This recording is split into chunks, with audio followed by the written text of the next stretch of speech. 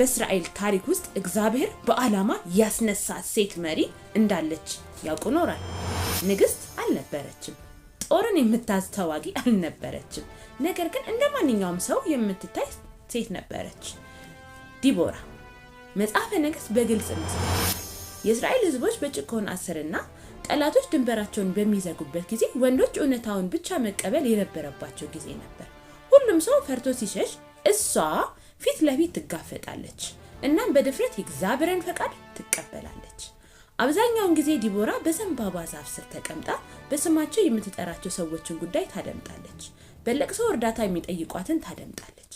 በይበልጥ ደግሞ የእግዚአብሔርን ድምጽ የምትሰማ ናት።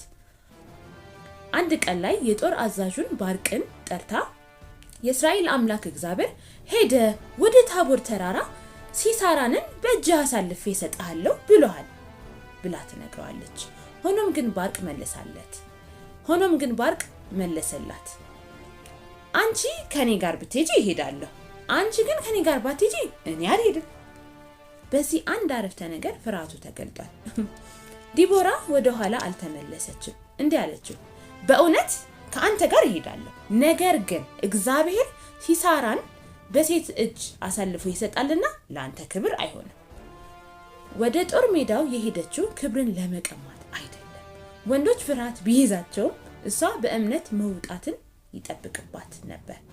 እናም በዛ ቀን ነገሮች ተቀለበሱ። እግዚአብሔር ራሱ ጠላቶቻቸው ላይ ፍርሃት ይለቅባቸዋል።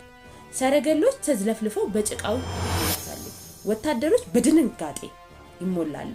እስራኤል በኃይለኛ ብርታት ተዋጋለች። እናም በስተመጨረሻም ድል ተቀዳጅተዋል። የዚህም ታሪክ በሴቷ ስም ተመዝግቧል፣ በዲቦራ። እናንተ ትንሽና ብቁ እንዳልሆናችሁ ተሰምታችሁ ግን ደግሞ ለእግዚአብሔር ፈቃደኛ ነኝ እያላችሁት ከሆነ ኮሜንቱ ላይ አሜን ብላችሁ ጻፉ። ጌታ ሆይ እኔንም ተጠቀምብኝ ብላችሁም አውጁ።